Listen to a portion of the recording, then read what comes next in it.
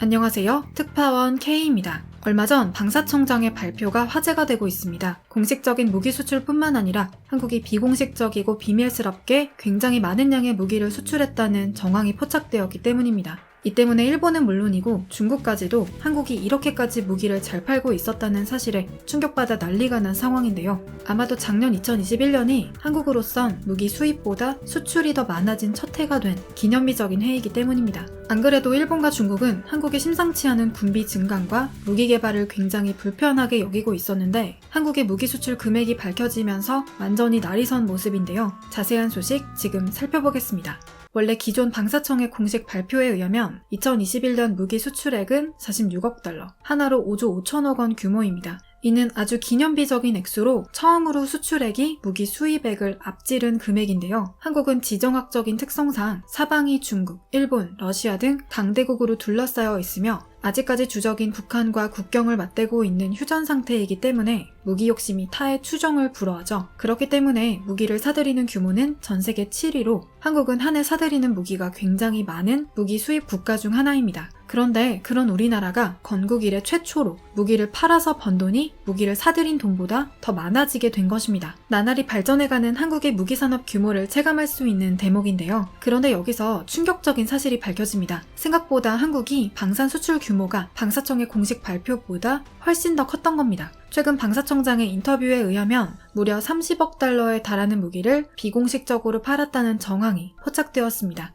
방사청장은 1월 10일 인터뷰에서 올해 실질적인 수출 규모가 70억 달러를 돌파했다고 발표한 것인데요. 원래 발표 액수는 46억 달러로 그 액수로도 이미 수입액을 넘어선 규모이기 때문에 우리나라의 무기 수출 위상이 기념비적으로 높아졌다고 언론이 들썩거렸습니다. 그런데 심지어 이 46억 달러라는 액수는 공식적인 수출 규모이며 비공식적인 수출까지 합치면 70억 달러라는 사실이 밝혀진 것인데요. 공식 집계를 제외하고도 무려 30억 달러가 추가된 액수, 즉 70억 달러가 실질적인 우리나라의 무기 수출 금액인 것입니다. 이는 방사청의 공식 발표보다 무려 2배 가까이 많은 숫자입니다. 그렇다면 비공식적인 수출은 어떤 무기를 판 것일까요? 아마도 무기산업의 특성상 애초에 구매 발표 자체를 꺼려하는 국가들에 의해 비밀리에 진행된 수출들이 꽤 될 것이라는 추측입니다. 전문가들에 의하면 중동 국가에서 판매한 적이 없는 천무나 현군 같은 한국제 미사일 전력들이 지속적으로 발견되고 있는 것으로 보아선 아마도 비밀리에 진행되는 수출 규모가 상당할 것으로 예측했는데요.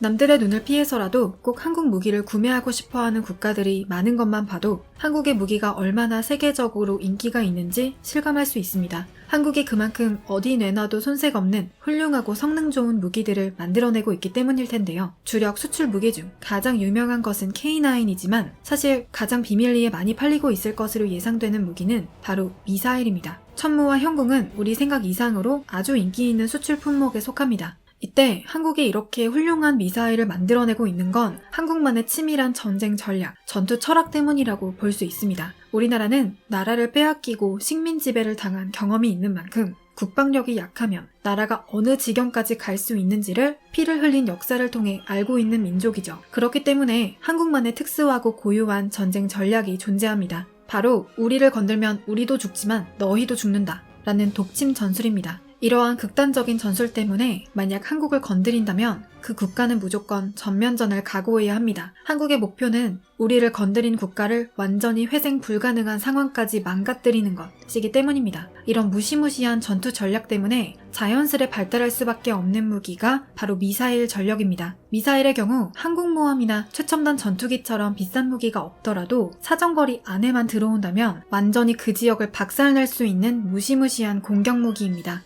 이렇듯 미사일이 전력을 단번에 증강시킬 수 있는 치트키이지만 동시에 굉장히 개발이 까다로우며 첨단 기술이 필요한 무기이기도 합니다. 애초에 사거리 1500km 이상의 순항미사일을 보유한 국가는 전 세계의 단 4개국밖에 없는데 미국, 이스라엘, 러시아, 그리고 우리 한국뿐입니다. 한국의 현무 3D의 경우 사정거리가 무려 3000km에 달할 만큼 굉장히 고난이도의 기술력을 가지고 만들어진 무기입니다. 하지만 한국이 보유한 가장 무시무시한 미사일은 바로 현무 4입니다. 트럼프가 한국에 대해 탄도 중량 제한을 완전히 풀어버렸기 때문에 현무사가 탄생할 수 있었는데요. 탄도 중량을 1톤까지 줄이게 되면 현무사의 미사일 사정거리는 중량이 가벼워진 만큼 1600km로 늘어납니다. 이때 1600km는 굉장히 의미 있는 숫자인데요. 서울에서 중국 베이징까지가 950km, 상하이까지는 860km입니다. 바다를 사이에 두고 떨어져 있는 일본 도쿄의 경우도 1100km입니다. 결국 모두 현무사의 1600km 사정거리 안에 들어오게 되기 때문에 현무사는 중국과 일본에게 있어 가장 위협적인 무기가 될 수밖에 없습니다. 이때 현무사의 전력은 여전히 어마어마합니다. 미사일은 마하의 속도로 날아가며 그때 생긴 운동 에너지로 물체를 타격하기 때문에 아주 폭발적인 파괴력을 발휘합니다. 그런 현무사 미사일 한 개가 발휘하는 파괴력이 어느 정도냐 하면 과거 일본 후쿠시마에 떨어졌던 핵의 대략 10분의 1 정도입니다.